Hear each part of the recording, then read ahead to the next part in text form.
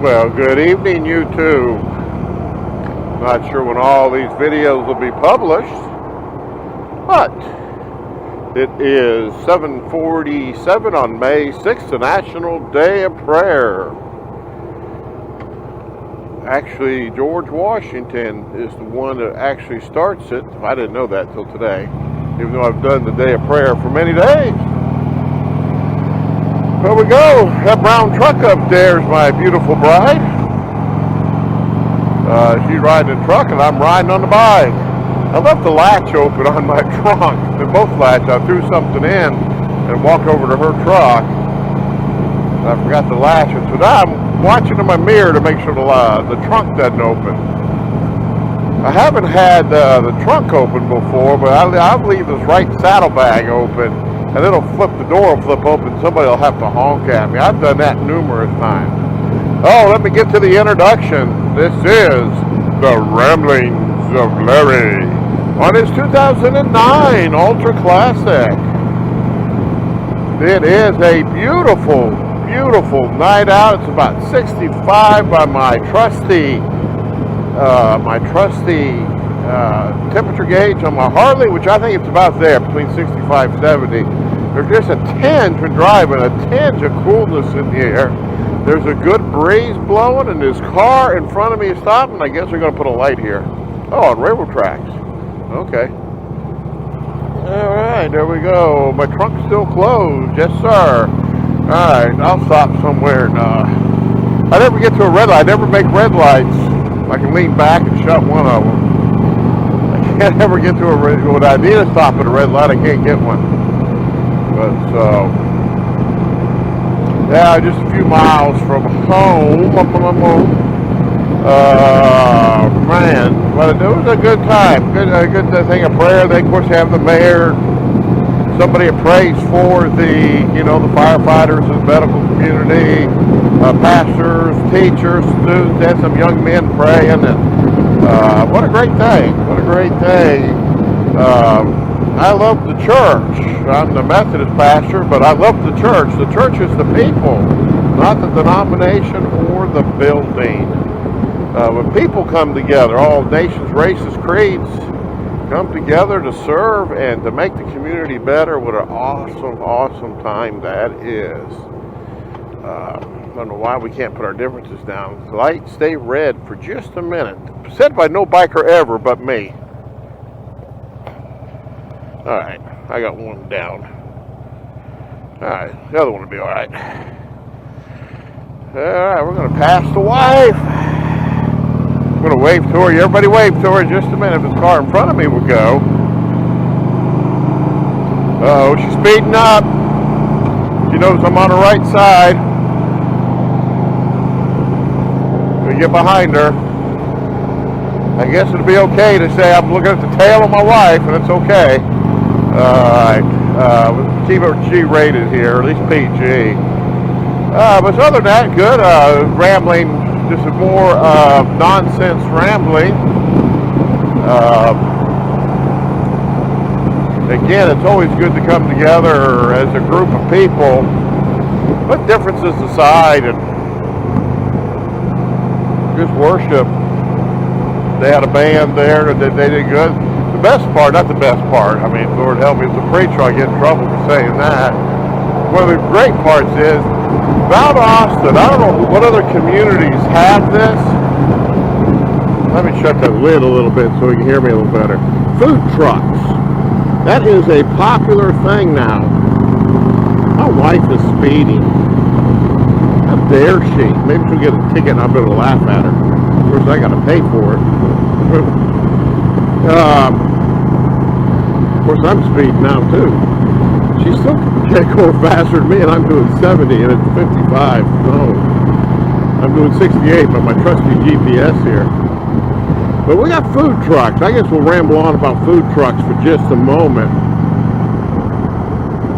Man, I mean, that's just kind of a popular thing around here. You have an event, you can call these food trucks up, and they'll show up. And I really like them. They're awesome. We did a Christmas outdoor hometown Christmas, and Rico Tacos showed up at his Mexican thing. I thought that was awesome. But there was this wing thing, and they're from Berrien County where we were at in Berrien. All right, there's the wife taking off. She's getting a head start. We got to slow down for these railroad tracks. Okay, there we go. I should have shifted a second, but I didn't. Oh, I got a blinker on. There we are. And we're ahead of the race for a change. If I can get this other foot peg out, I'll talk about food trucks. Oh man, there's a cool breeze. Okay, 3,000 RPM, 60 cruise control set. Let me go ahead and shift it up one more time there. There's my wife passing me again. I'm doing 63 and she's passing me. Holy Toledo, that speed demon woman. When we get home, you know what I'm going to say? Nothing. Nothing at all. I'm a smart husband. Nothing at all. Oh, man. Alright. Got my wallet and everything good. But food truck. Back to food trucks again. There's a brewery, a beer brewery in town. And they have, there's an old fire station that they converted to a brewery, and the microbrewery, I can't think of the name of it now. But they're pretty famous in Georgia. I don't drink beer very often. I'm not a big alcohol consumer, not because of the church, because we're Methodist, not Baptist. So we can have a little bit. Okay, car, you stay. Stay. All right. But so we do that, and my daughter, who's a police officer, she'll come down sometimes, and we'll go over there, me and my wife and her. They'll both have a beer, and I'll be the designated driver. Man, it's just a good time. These food trucks, so they have kind of something different. They'll go downtown Valdosta, like on First Fridays and stuff. They'll set up food trucks, and it's reasonably priced. Probably a little more expensive, but you got to think about what you're paying for. And these are hard-working people in these food trucks, so yeah, I like them. I like to eat. I'm 200 and maybe like an 8, between 270 and 275 and 285. I bounce a right yo-yo between those two. Weight's quite a bit. I'm a big boy. Other than that, Mother's Day. Mother's Day's coming up. Guys, I just say get your wife a flower and a card. I don't care if she had children or not. She's been towards some young lady somewhere in life. Take care of your mothers. If you got a mother, go see her. I mean, my mother passed away probably about 6-7 years ago now. It doesn't seem like that long ago. And she had dementia a long time before that. Oh, shit. Gosh darn it. Okay. I think I cussed.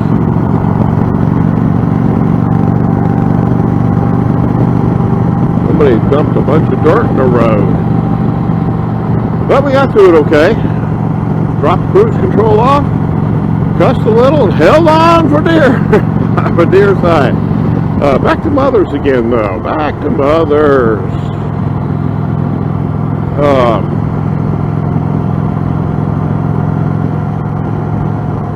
What was I going to say? Mothers.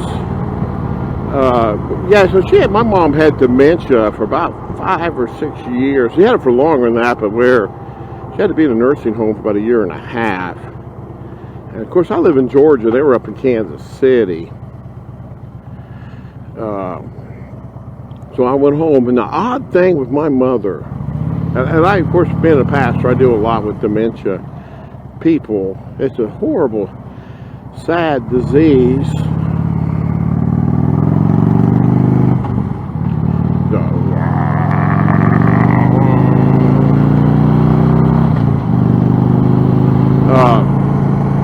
Usually one gets it and the other doesn't, and then they're older and they got to kind of trap them in the house, helping the other one out.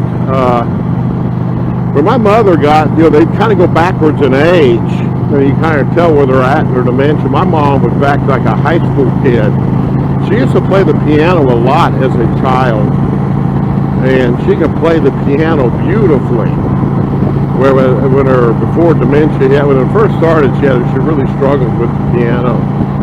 But we'd go up there, and everybody was somebody else. My brother was like Uncle Herbert or somebody, except for me. I walked in the door, my mom would light up. "It's Larry!" And she would remember me, and I could talk to her. Almost odd. It was like she could remember my whole life and where I was at and what I was doing. Occasionally she would get confused. Right at the beginning of her dementia years, but she was still pretty good. My parents traveled, actually my stepdad and her traveled quite a bit. I was what they call the flying crew chief on the back seat of an F-15. And we were flying through, we were down in Florida going back to Alaska, and we had an aircraft problem. And so we were going to land in KCI, Kansas City International Airport. Well, that was back. The cell phone was kind of new. Whatever it is, I was able to call my mom and say, "Hey, Mom, we're going to need a ride. Can you pick us up at this?" Where I knew where we were going to be. And so when we landed in that airplane, they had my mom in the tarmac. She went there and told them why she was there, and they took her out in like a golf cart. There was a tow vehicle, and they had her there, and here comes her son in a flight suit getting out of the back seat of an airplane. And she just, "My son is a pilot. Oh, what a friend." And you could never, that was 10 years, you could never tell her anything else other than I was a fighter pilot. And I just rolled with it. I was single a lot of times, and we'd be somewhere, there'd be a young lady, a waitress. "This is my son, he's in the Air Force, he's a fighter pilot." "Oh, yes, ma'am, I'm an F-15 aviator." Oh, what a good story about mothers. No, I was a maintenance guy. I was a maintenance guy. I got lucky to be able to fly in the back seat of airplanes. I think I missed my calling. I really enjoyed that program. It was called the Flying Crew Chief Program, and we flew people that were called systems qualified. Wasn't just crew chiefs. They'd fly. They have a 4-ship. One of them would be a D model, which is really a training aircraft. And they'd put you in the back, and that way you somebody to service the airplane, somebody knew the airplane, could check the oil and things like that. Somebody from the unit. And man, that was a lot of fun. I got over 250 flight hours in the back seat. I think I've mentioned this in other stories, but I couldn't fly an airplane. I'd be a good back seater, the big weapons guy. I would suck as the pilot. I think I shared a story about flying with a general one time. But so on that deal, my mother, this Mother's Day weekend, I probably won't ride again before another story comes about. My mother passed away when she was 75 of liver failure. Here's another problem with dementia. The medicine they have to slow it kills your liver. She was a diabetic, bad diabetic, which, by the way, metformin helped cause dementia and stress and everything else. She was a stressful person. But so she,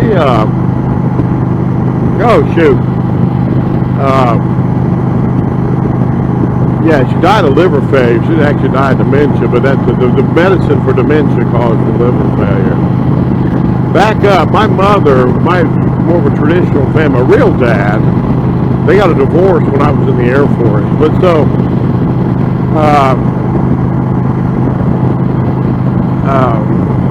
my dad provided for the house, typical, I guess, the 70s family, at least for us, and the area around me. My dad worked sometimes 2 jobs to make sure we had enough. And we did. We had enough middle-class people. My mom stayed home. My mom was the PTA. My mom worked as a nurse at the school. But she was there for us boys. I got 2 older brothers. And so on that end, she was always there. But my 2 brothers went to college. One is 3 years older, one's 2 years older than me, and they both went to college down south, Missouri, South Missouri, I think it's called, whatever it is, not in not Nostra, Missouri, where that college is down there. And so they go along there. She wanted to go be a nurse. That was her wild dream, to be a nurse. Like a 33 or 34. I thought she was older than snot. She started taking nursing classes. And so about the time I'm going into, right after I got in the Air Force and she graduated, I didn't get to be there for graduation, but she graduated. She loved to be nursing. So I go overseas to Okinawa. When I don't come home, it's been I was over there for 5 years, 5-6 years. So I come home, I bought a truck through AFES and picked it up in St. Louis. And so in that deal, I drove home, went to my brother's house, and he says, Mom's at work. Mom at that time my parents had gotten a divorce, and she was living by herself at the moment. And so, okay. So I went up there. She was the head nurse of a floor.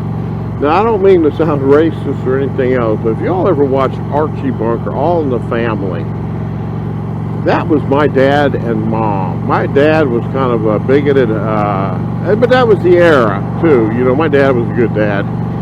He was a mean guy, but I mean, stern, I should say, but he was good. I'm not going to dog my parents. They're both gone now. But so my dad's there, and excuse me, but that was my mother. Just kind of Edith. You watch All in the Family, go on YouTube, watch all of that. Just kind of a dingbat. I mean, I hate to say it that way. I get to the floor. My mom's the head nurse of this nursing home, kind of at the John Knox nursing home, kind of at a floor where the people they're on hospice. I guess the hospice floor before there was hospice. She's in charge, and something's going on. I get there, and she's just barking out commands. And I'm like, holy mackerel, is that my mom? Of course, I was a single guy. This is in 91. And I was a single guy. I was stationed in Alaska. Oh, no, I was before, it must have been 88. But so I go along, and I got my time. I'm getting dementia, too, I think. But so I was getting along, and there was this girl she wanted me to meet. And I was supposed to be there. I got there night early, but the girl was there, a single nurse. And so we did, and we went out to eat, midnight. My mom got off at midnight. We went out to eat, and Lord behold, it's like a switch flipped. She was back to being spacey and dingy as could be, and even the nurse, who was one of her junior nurses, I don't know what they call them, she was an RN, but a young girl, she was even like, I can't even believe that's your mother. Your mother is so in charge at work. But she out of work, she's not. That was the first time that girl had seen her out of work, outside of work, I should say. But so that was unique. I'm about home here, so kind of wind up mom story. So remember your mom this weekend. Don't cuss when you're riding through mud on the ground. So on that deal, you see, there's Long Pond. I live across the street from Long Pond. I don't know if you can see that or not. I got my head turned. Okay, everybody. I'm fixing to turn down my street. A beautiful street. I can go 34 miles. I've almost burned up a tank of gas. So, oh man, let me get over here a little bit. All right. Okay, everybody. Remember your mother, whether she's alive or passed on. Remember your wife. And remember those women in your life. Remember those women in your life that took care of you when your mother wasn't there. Just remember them too. Maybe some of them never had children, and you were the child that they poured their life into. So I would say this Mother's Day, let us raise our glass to all women. Because without them, we would all probably be in the ditch, dead or in jail. All right, y'all. You all take care. You be blessed.